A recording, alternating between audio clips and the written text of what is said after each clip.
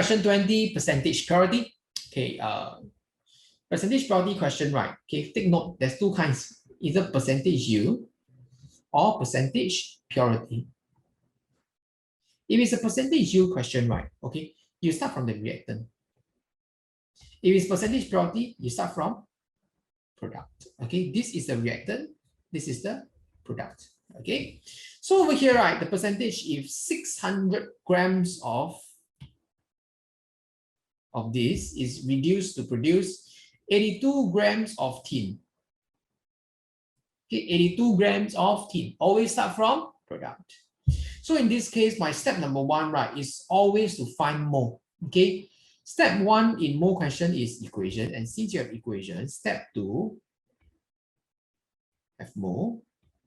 Step three, compare mole ratio.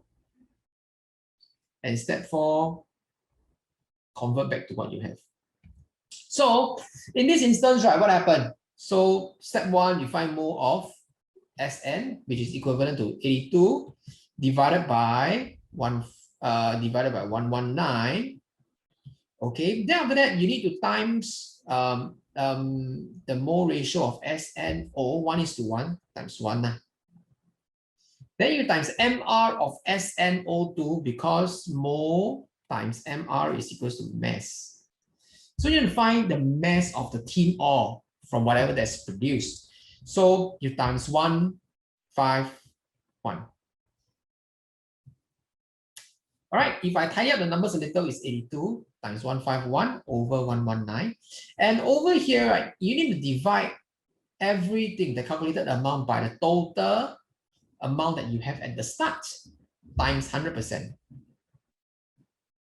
All right, so once you have this figure, right?